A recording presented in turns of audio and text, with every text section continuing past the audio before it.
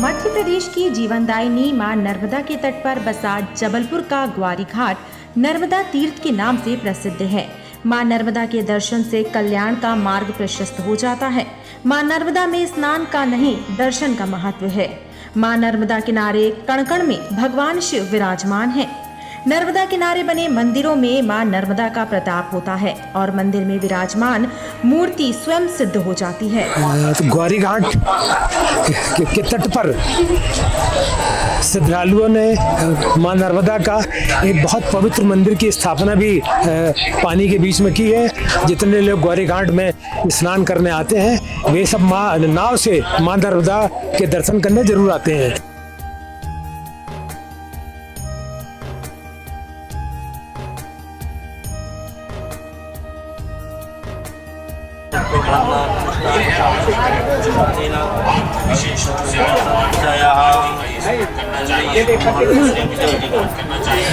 मध्य प्रदेश की जीवनदायिनी मां नर्मदा के ग्वारी घाट तट पर हम लोग उपस्थित हैं। ये नर्मदा तीर्थ के नाम से भी जाना जाता है। सैकड़ों हजारों के तादाद में प्रतिदिन श्रद्धालु यहाँ पे मां नर्मदा के दर्शन करने आते हैं। मां नर्मदा का स्नान से ज़्यादा दर्शन करने का महत्व है। जो भी मनोकामना लेकर लोग यहाँ पर आते हैं उनकी मनोकामना मां नर्मदा पूर्ण करती है। नर्मदा तट ग्वारी घाट पर सिद्ध गणेश मंदिर भी है। हम आगे आपको सिद्ध गणेश मंदिर के बारे में भी संपूर्ण जानकारी बताएंगे। आज हम मध्य प्रदेश की जीवनदायिनी मां नर्मदा के तट पर उपस्थित हैं। यहाँ पे श्री सिद्ध गणेश मंदिर के समीप हम लोग आए हुए हैं और हम लोग जानते हैं कि सिद्ध गणेश मंदिर की स्थापना कब की गई थी और सिद्ध गणेश मंदिर की क्या क्या है विशेषताएं। ग्वारी घाट में 10 सितंबर 2002 को सिद्ध गणेश मंदिर का निर्माण पूर्ण कर भव्य एवं आकर्षक प्रतिमा की स्थापना की गई थी। सिद्ध गणेश मंदिर को अर्जी वाले श्री सिद्ध गणेश जी का मंदिर भी कहा जाता है। श्री सिद्ध गणेश मंदिर सर्व कामना पूर्ति स्थल भी है। यहाँ पर दूर दूर से परिवारजन अपनी कामनाओं की पूर्ति के लिए एक नारियल के साथ अर्जी लगाने आते हैं। अर्जी लगाने के साथ कोई दान राशि निश्चित नहीं है, निःशुल्क अर्जी लगाई जाती है। मनोकामना पूर्ण करने के लिए अनुष्ठान नहीं बताया जाता, केवल भगवान गणेश के सामने खड़े होकर अपनी कामना की पूर्ति की प्रार्थना की जाती है और भगवान गणेश जी के आशीर्वाद से मनोकामना पूर्ण होने का चमत्कार होता है और इसके साक्षी अनेक भक्तगण आपको मिल जाएंगे जो मनोकामना पूर्ण होने की भगवत कृपा की कथा स्वयं सुनाते हैं। भगवान गणेश को सम्मुख रखने से संपन्नता और पीठ पीछे रखने से विपन्नता का वास होता है। सदा भवानी दाहिनी सम्मुख रखे गणेश, तीन देव रक्षा करे ब्रह्मा विष्णु महेश। सिद्ध गणेश मंदिर के संस्थापक ब्रह्मश्री स्वामी राम बहादुर जी महाराज ने CIN न्यूज नेटवर्क से चर्चा करते हुए सिद्ध गणेश मंदिर के निर्माण करने के अपने भाव व मंदिर की भक्तों पर होने वाली कृपा का विवरण विस्तार से बताया और कलयुग में भगवान गणेश की कृपा प्राप्त करने की विधि को बहुत ही साधारण ढंग से नागरिकों के लिए बताया। सिद्ध गणेश मंदिर के संस्थापक स्वामी राम बहादुर जी महाराज भी अत्यंत सहज सरल व्यक्तित्व के धनी हैं। हम सिद्ध गणेश मंदिर में हैं, अभी के प्रांगण में उपस्थित हैं। अब हम सिद्ध गणेश मंदिर के संस्थापक श्री राम बहादुर जी महाराज से बात करेंगे कि ये मंदिर बनाने का उनके मन में भाव कैसे आया। ये मनोकामना गणेश मंदिर भी के नाम से भी जाना जाता है। कितने लोगों ने अभी तक अर्जी लगाई है और कितने लोगों की मनोकामना आज तक पूर्ण हुई है। बहुत देश विदेश और दूर दराज से भी लोग यहाँ पे अपनी मनोकामना पूर्ण करने के लिए आते हैं। आइए अपन बात करते हैं सिद्ध गणेश मंदिर के संस्थापक जी से। गजाननं भूतगणाधिसेवितं कपित्थजम्बूफलचारुभक्षणम् उमासुतं शोकविनाशकारकं नमामि विघ्नेश्वरपादपङ्कजम्। जेहि सुमिरत सिद्धि होय, गणनायक करिवर वदन, करहु अनुग्रह सोई, बुद्धि राशि शुभ गुण सदन। भगवान श्री सिद्ध गणेश जी के इस पावन परिसर सिद्ध गणेश मंदिर की स्थापना भगवान गणेश जी की कृपा आशीर्वाद से ही हुई है। मैं सन 1970 से यहाँ जबलपुर में सिद्धपीठ श्री रामलला मंदिर है, वहाँ की सेवा में हनुमान जी राम जी की सेवा में था। उस मंदिर की व्यवस्था संचालन करते हुए 2-3 बहुत बड़े बड़े वहाँ आयोजन यज्ञ अनुष्ठान हुए। उन अनुष्ठानों की सफलता के लिए किसी भी देवी देवता की पूजा प्रार्थना के लिए सर्वप्रथम भगवान गणेश जी का पूजन आवाहन होता था। पूजा राम जी की कर रहे थे, हनुमान जी की कर रहे थे, किंतु सबसे पहले गणेश जी का आवाहन करते थे, गणेश जी को प्रणाम करते थे, गणेश जी से प्रार्थना करते थे। उसके बाद भगवान राम हनुमान जी का पूजन होता था। तो ऐसा मन में आया कि यहाँ जबलपुर में भगवान गणेश जी का भी कोई अच्छा स्थान होना चाहिए। गणेश जी के स्थान का यहाँ जबलपुर में अभाव था। पहले तो दूसरे लोगों को सलाह दिया, किंतु जब कोई आगे नहीं आया तो लगा भगवान गणेश जी मेरी सेवा ही स्वीकार करना चाहते हैं। सन 2000 में इस भूमि को क्रय किया गया। 26 नवंबर 2001 को मंदिर का शिलान्यास हुआ। और ऐसी मन में कामना थी कि मंदिर 2-4-5 साल में जब कभी बन जाएगा तो भगवान गणेश जी की यहाँ स्थापना करेंगे। किंतु भगवान भी भक्त की परीक्षा लेते हैं। मंदिर निर्माण कार्य शुरू होते ही इस कार्य में भी व्यवधान उत्पन्न होने लगे। तो ऐसा लगा कि गणेश जी अगर यहाँ स्थापित नहीं हुए शीघ्र तो मंदिर का काम आगे नहीं बढ़ पाएगा। तो 26 नवंबर 2001 को भूमि पूजन हुआ और 10 सितंबर 2002 को भगवान गणेश जी के जन्मोत्सव के दिन भाद्रपद शुक्ल पक्ष की चतुर्थी को गणेश जी की यहाँ स्थापना हुई। और भगवान गणेश जी से सबसे पहले यही प्रार्थना की गई थी, यही अर्जी लगाई गई थी, प्रभु आपके इस मंदिर के निर्माण कार्य में जो व्यवधान आ रहा है, रुकावट आ रही है, उसे आप दूर करें। और जिस समस्या को दूर करने के लिए हमने अपने सारे प्रयास कर लिए थे, अपने संपर्कों का उपयोग कर लिया था, उसके बाद भी जो कार्य पूरा नहीं हो पा रहा था, भगवान जी ने गणेश जी ने उस अर्जी को स्वीकार किया और उस बाधा अनायास दूर हो गई। उसके बाद से ही गणेश जी से यहाँ अर्जी लगाने की परंपरा का प्रारंभ हुआ। आज 1,07,000 से अधिक लोग भगवान गणेश जी के दरबार में लिखित प्रार्थना कर चुके हैं, अर्जी लगा चुके हैं। निरंतर अर्जी लगाने वालों का क्रम बना रहता है और जबलपुर नगर के साथ ही संपूर्ण मध्य प्रदेश से, पूर्ण हिंदुस्तान से, भारतवर्ष से व विदेशों से भी लोग आके भगवान गणेश जी से अपनी कामना पूर्ति के लिए अर्जी लगा रहे हैं। भगवान सबकी प्रार्थना को स्वीकार करते हैं, अभीष्ट फल प्रदान करते हैं।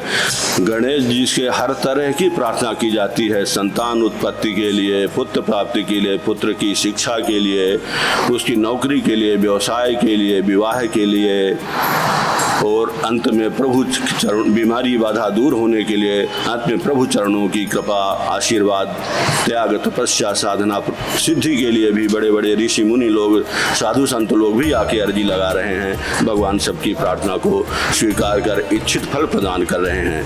गणेश जी से यद्यपि अर्जी लगाने की परंपरा अनादिकाल से चली आ रही है। मनुष्य तो गणेश जी से अर्जी लगाता ही है, देवता लोग भी गणेश जी से अर्जी लगा के अपनी इच्छा को पूर्ति करते हैं, अपनी कामना, अपने संकटों का निवारण करते हैं। गणेश जी की आरती में लिखा हुआ है, 3 लोक के सकल देवता द्वार खड़े सब अरज करें। त्रैलोक के समस्त देवता लोग भी अपनी संकटों के निवारण के लिए गणेश जी से अर्जी लगाकर इच्छित फल प्राप्त करते हैं। भगवान राम मर्यादा पुरुषोत्तम हैं, साक्षात नारायण के अवतार हैं, किंतु राम जी भी जब कुछ करते थे सबसे पहले गणेश जी का ही आशीर्वाद प्राप्त करते थे। रामायण में तुलसीदास ने लिखा है, गणपति गौरी गिरीश मनाई, चले आशीष पाए रघुराई। स्वयं राम जी गणेश जी का आशीर्वाद लेकर ही अपने कार्य का शुभारंभ करते थे, आगे बढ़ते थे। माता सीता भी गणेश जी की परम भक्त थी। जब राम जी का विवाह का अवसर आया, राजा जनक जी ने एक शर्त रखी थी, जो व्यक्ति भगवान शिव के धनुष को तोड़ देगा उसके साथ ही सीता का विवाह संपन्न होगा। उस धनुष को तोड़ने के लिए 10,000 राजा महाराजा लोग इकट्ठे हुए थे, बड़े बड़े सूरवीर लोग आए थे, किंतु धनुष टूटना तो दूर रहा, अपनी जगह से हिला भी नहीं। तो राजा जनक को ऐसा लगा कि अब धनुष नहीं टूट पाएगा, सीता का विवाह नहीं संपन्न हो पाएगा। उस निराशा के स्वर में राजा जनक जी ने जिन राजाओं को निमंत्रित किया था, बुलाया था, उनको आके कह दिया, तजहु आस निज निज ग्रह जाहू, लिखा न विधि बय देहि विवाहू। सब लोग आशा छोड़ो, जाओ अपने अपने घर। सामान्य व्यक्ति भी कोई अपने घर आए तो आदमी नहीं कहता कि जाग उठ के चले जाओ तुम। अब वहाँ बड़े बड़े राजा महाराजा चक्रवर्ती सम्राट बैठे थे, देव दानव भी उपस्थित थे, उनको भी राजा जनक ने निराशा स्वर में ऐसा शब्द कह दिया। उसी बीच विश्वामित्र जी की प्रेरणा से भगवान राम धनुष की तरफ बढ़ रहे थे, तो सबको यही लग रहा था ये बच्चे धनुष को नहीं तोड़ पाएंगे। सबके अस प्रतीत मन माही, राम चाप तो रब सक नाही। सबको यही लग रहा था राम धनुष नहीं तोड़ पाएंगे। सीता जी ने भी राम जी को एक दिन पहले देखा था। सीता जी गौरी पूजा के लिए वाटिका में गई थी।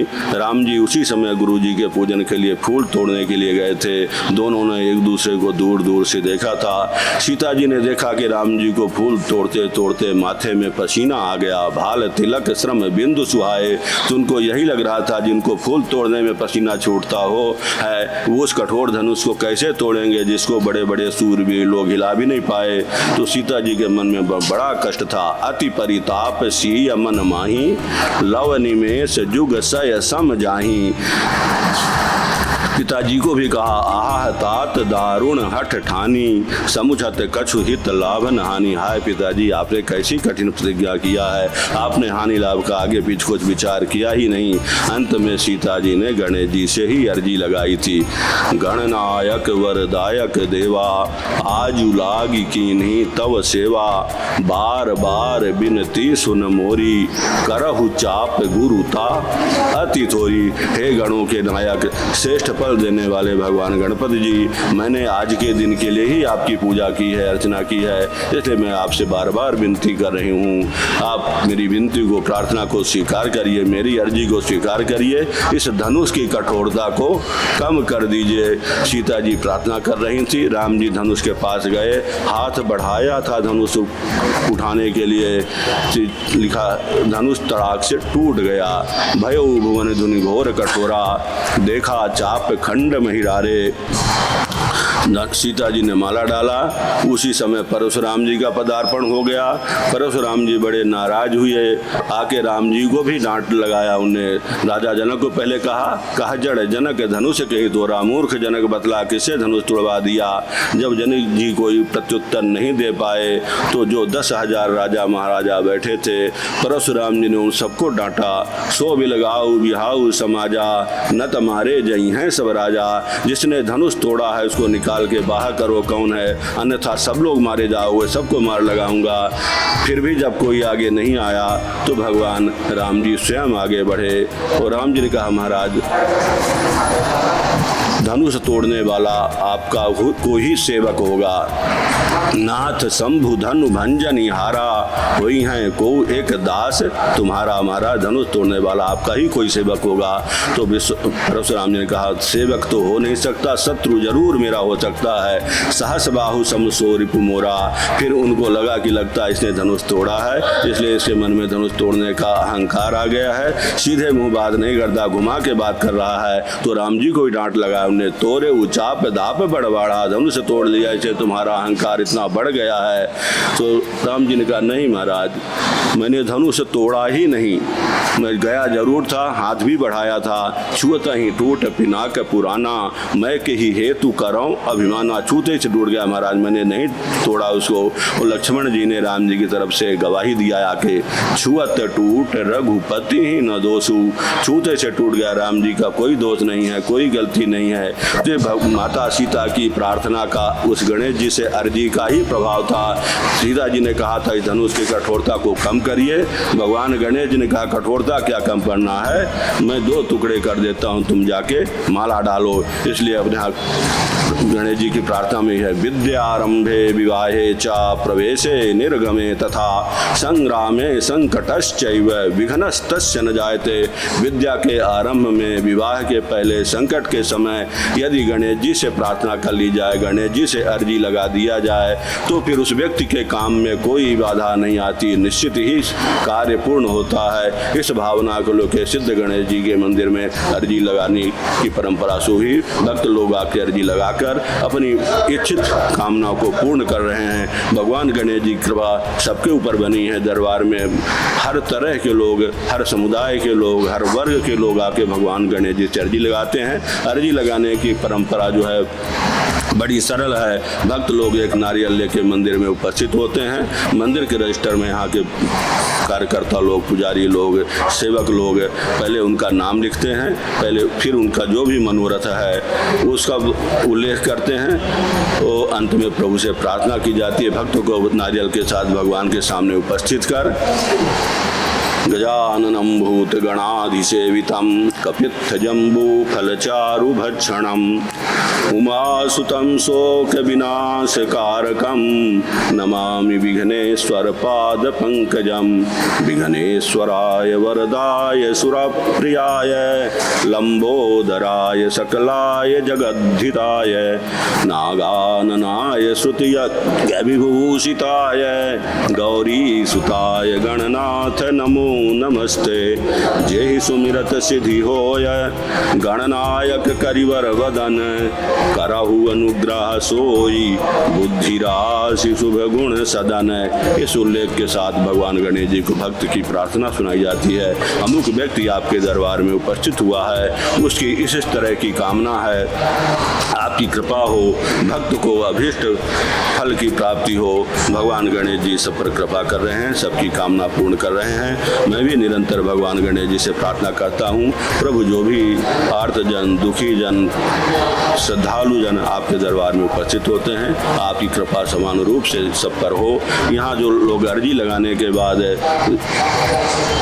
अपनी कामना पूर्ति के उपलक्ष्य बाद में भी लोग यहाँ उपस्थित होते हैं, तो मंदिर का दूसरा रजिस्टर है, उसमें पुनः उनका नाम पता अंकित किया जाता है। इस व्यक्ति ने इस तारीख को भगवान के यहाँ अर्जी लगाई थी, भगवान गणेश जी की कृपा आशीर्वाद प्राप्त हुआ, उनकी कामना पूर्ण हुई। उसके बाद भक्ति श्रद्धा के साथ मंदिर के दान पात्रों में जो लोग श्रद्धा से कुछ भी समर्पित कर जाते हैं, वही थोड़ा थोड़ा इकट्ठा होता रहता है। उसके द्वारा ही इस मंदिर का निर्माण, संचालन, व्यवस्था सब चल रही है। बीच बीच में निरंतर यहाँ धार्मिक आयोजन, पूजन पाठ के कार्यक्रम भी होते हैं, वेद मंत्रों के जाप होते हैं, यज्ञों के जाप होते हैं। श्रद्धालु लोग, भक्त लोग, आचार्य लोग भी उपस्थित होकर भगवान गणेश जी से प्रार्थना करते हैं। जिस स्थल में विधिवत पूजन अर्चन होता है वह स्थल जागृत हो जाता है, वहाँ विराजे देव जागृत होकर शीघ्र आशीर्वाद देते हैं, शीघ्र कृपा प्रदान करते हैं। इस उपलक्ष्य में ही प्रत्येक वर्ष गणेश जी के जन्मोत्सव के समय गणेश चतुर्थी से अनंत चतुर्दशी पर्यंत यहाँ विशिष्ट आयोजन होता है। प्रातः काल से ही वैदिक विद्वानों द्वारा गणपति अथर्वशीर्ष, संकट नाशन गणपति स्तोत्र, गणेश चालीसा के पाठ संपन्न होते हैं। पश्चात भगवान गणेश जी का षोडशोपचार पूजन वैदिक ढंग से व सहस्त्रार्चन का क्रम संपन्न होता है। गणेश जी के मुख्य 12 स्वरूप होते हैं, सुमुखश्चैकदन्तश्च कपिलो गजकर्णकः लंबोदरश्च विकटो विघ्ननाशो विनायकः धूम्रकेतुर्गणाध्यक्षो भालचंद्रो गजाननः। वेद में ऐसा उल्लेख है, जो व्यक्ति इन 12 नामों का उल्लेख कर लेता है उसकी समस्त इच्छाएं पूर्ण हो जाती हैं। विद्यार्थी लभते विद्याम, धनार्थी लभते धनम, पुत्रार्थी लभते पुत्रान, मोक्षार्थी लभते गतिम। विद्यार्थियों को विद्या की प्राप्ति होती है, धन चाहने वालों को धन की प्राप्ति होती है, संतानहीनों को संतान की प्राप्ति होती है, अंत में भगवत कृपा और मोक्ष की भी प्राप्ति होती है। तो यहाँ उपस्थित भक्तों को, श्रद्धालुओं को उनकी सारी कामनाएं पूर्ण हो, अंत में प्रभु चरणों में भी उनका श्रद्धा भाव प्रगाढ़ हो, अंत में भगवत चरणों में उनको स्थान मिले। इस भावना के साथ ही प्रत्येक वर्ष विशिष्ट आयोजन संपन्न होता है। भगवान गणेश जी सब पर कृपा कर रहे हैं, उनका आशीर्वाद है। आप सब लोग भी भगवान के भक्त हैं, अनुयायी हैं, सेवक हैं। ये आप अपने चैनल के माध्यम से भी भगवान की सेवा करने के लिए ये संदेश जो है जन जन तक जाएगा, लोगों के मन में श्रद्धा भाव उत्पन्न होगा, लोग श्रद्धा के साथ यहाँ उपस्थित हों, प्रार्थना करें, अर्जी लगाएं, अपनी कामना पूर्ण करें, भगवान का आशीर्वाद प्राप्त करें। बोलिए श्री सिद्ध गणेश भगवान की जय, रिद्धि सिद्धि मैया की जय। सिद्ध गणेश मंदिर में आकर तो लोग प्रार्थना कर सकते हैं, किंतु जो भक्त इस गणेश मंदिर तक उपस्थित नहीं हो सकते, उनके लिए अपन सिद्ध गणेश मंदिर के संस्थापक श्री राम बहादुर शास्त्री जी से बात करेंगे कि वो ऐसा क्या करें कि जिनसे वो अपने घर बैठकर अपने संकटों का निवारण कर सके। गणेश जी जो है जागृत देवता है, हर कार्य का शुभारंभ भगवान गणेश जी से ही होता है। आज कुछ भी करना हो तो लोग कहते हैं हम जाके श्री गणेश करेंगे। गणेश स्मरण के बिना कोई कार्य पूरा होता नहीं है। सिद्ध गणेश मंदिर में लोग अपनी कामना पूर्ति के लिए अर्जी लगाने आते हैं। भगवान गणेश जी की उनकी अर्जी को स्वीकार कर अभीष्ट फल प्रदान करते हैं। गणेश जी के मुख्य जो द्वादश नाम हैं बड़े सिद्ध प्रसिद्ध हैं और उनका स्मरण करने मात्र से असंभव कार्य भी पूर्ण हो जाता है। अभी जो वैदिक विद्वानों द्वारा उसका पाठ किया गया, मुख्य जो द्वादश नाम हैं सुमुखश्चैक दंतश्च कपिलो गजकर्ण का, लंबोदरश्च विकटो विघ्ननाशो विनायकः, धूम्रकेतुर्गणाध्यक्षो भालचंद्रो गजाननः। इन 12 नामों का ही गणपति जी के जन्मोत्सव के समय सिद्ध गणेश मंदिर में प्रत्येक दिन एक एक स्वरूप का विधिवत पूजन अर्चन सहस्त्रार्चन संपन्न होता है। सहस्त्रार्चन का महत्व बताते हुए अथर्ववेद में लिखा है, यो मोदक सहस्त्रेण यजति सवांछित फलमवाप्नोति। जो गणपति जी के सहस्त्र नामों के द्वारा उनको सहस्त्र मोदक समर्पित करता है, उसको मनवांछित फल की प्राप्ति होती है। यो लाजैर यजति स यशोवान भवति समेधावान भवति। जो लाजा के द्वारा भगवान का सहस्त्रार्चन करता है वह यश व कुशाग्र बुद्धि को प्राप्त करता है, विद्वान बनता है। यो दूर्वांकुरैर यजति स वै श्रवणोपमो भवति। जो दूर्वा के द्वारा भगवान का सहस्त्रार्चन करता है वह कुबेर के समान धनवान होता है, उसके जीवन में धन धान्य की कमी नहीं रहती। गणेश जी रिद्धि सिद्धि के स्वामी हैं। रिद्धि सिद्धि उनके दक्षिण और दाहिने और बाएं विराजती हैं। गणपति जी की कृपा प्राप्त होती है, उस व्यक्ति के घर में रिद्धि सिद्धि का वास हो जाता है। यह साज्यम समिद्भिर यजति स सर्वम लभते स सर्वम लभते। जो गणपति जी के सहस्त्र नामों के द्वारा सहस्त्र आहुतियाँ समर्पित करता है उसे जीवन में सब कुछ प्राप्त हो जाता है। यह अथर्ववेद का उल्लेख है। वेद हमारे यहाँ प्रामाणिक ग्रंथ हैं, कुछ भी कहना हो तो वेदों में ऐसा लिखा है, लोग विद्वान लोग भी उल्लेख करते हैं।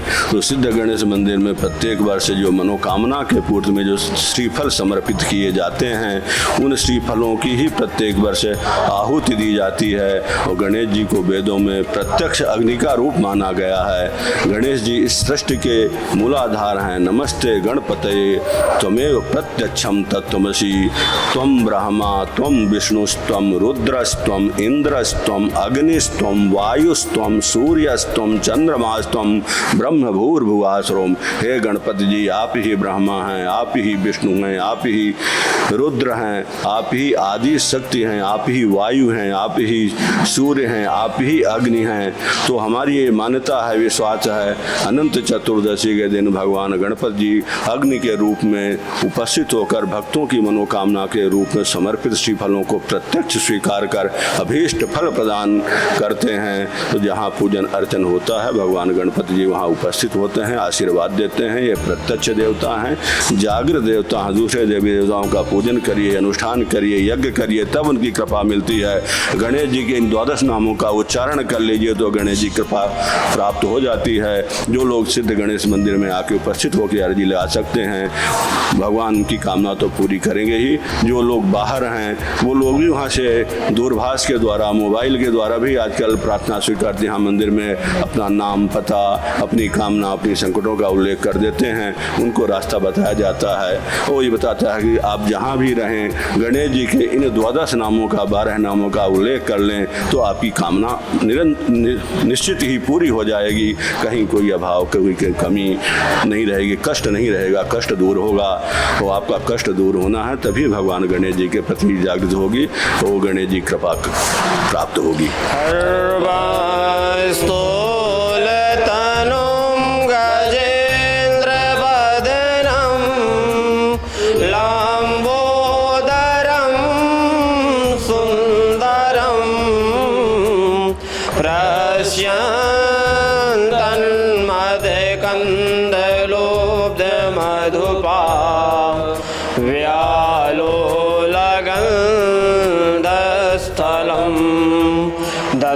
दंताघात विदारितारि रुधिरै सिन्दूर शोभाकरं वन्दे शैलसुतासुतं गणपतिं सिद्धिप्रदं कामदम्। नारदोवाच प्रणम्य शिरसा देवं गौरीपुत्रं विनायकं भक्तावासं स्मरे नित्यं आयुष्कामार्थसिद्धये। प्रथमं वक्रतुण्डं च एकदन्तं द्वितीयकं तृतीयं कृष्णपिङ्गाक्षं गजवक्त्रं चतुर्थकं लम्बोदरं पंचमं च षष्ठं विकटमेव च सप्तमं विघ्नराजेन्द्रं धूम्रवर्णं तथाष्टमं नवमं भालचन्द्रं च दशमं तु विनायकम् एकादशं गणपतिं द्वादशं तु गजाननं द्वादशैतानि नामानि त्रिसन्ध्यं यः पठेन्नरः न च विघ्नभयं तस्य सर्वसिद्धिकरं प्रभु। विद्यार्थी लभते विद्यां धनार्थी लभते धनं पुत्रार्थी लभते पुत्रान् मोक्षार्थी लभते गतिं। जपेतु गणपति स्तोत्रं सद्भिर्मासे फलं लभेत् संवत्सरेण सिद्धिं च लभते नाथ न संशया। अष्टेभ्यो ब्राह्मणेभ्यश्च लिखित्वा यस्मर्पये तस्य विद्या भवेत् सर्वा गणेशस्य प्रसादतः। इति श्री नारद पुराणे संकटनाशन स्तोत्र मंत्रस्य संपूर्णम्। श्री सिद्ध गणेश मंदिर में अर्जी लगाने वालों का रिकॉर्ड रजिस्टर में रखा जाता है और वर्ष भर में अर्जी के साथ एकत्र होने वाले नारियलों की आहुति अनंत चतुर्दशी को भगवान गणेश को अग्नि स्वरूप मानकर समर्पित किए जाते हैं। मेरा नाम निधि नामदेव है। मैं यहाँ 2-3 साल से आ रही हूँ और यहाँ अपनी शादी की मनोकामना लेके आई थी तो वो पूर्ण हुई है। और शादी के बाद मैं आज आई हूँ तो अपनी मनोकामना की और दूसरी मनोकामना की अर्जी लगाने आई हूँ। मेरा नाम राहुल है, मैं भी दमोह से आया हूँ। मेरी पत्नी ने बताया कि सिद्धि विनायक मंदिर यहाँ पे है, जो सिद्ध मंदिर है और यहाँ पे अर्जी लगती है और कार्य सिद्ध होते हैं। तो उन्हीं की रिक्वेस्ट पे मैं यहाँ पे आया हूँ। तो भगवान में आस्था है और यहाँ से कार्य सिद्ध होते हैं तो सबकी मनोकामना पूरी हुई। गणनायक वरदायक देवा आजू लगी किन्हीं तब सेवा, बार बार विनती सुनो मोरी, करहु कामना सबकी पूरी। मध्य प्रदेश के जबलपुर शहर में आए तो आप सिद्ध गणेश मंदिर अर्जी वाले भगवान गणपति के दर्शन कर पुण्य लाभ अर्जित करें।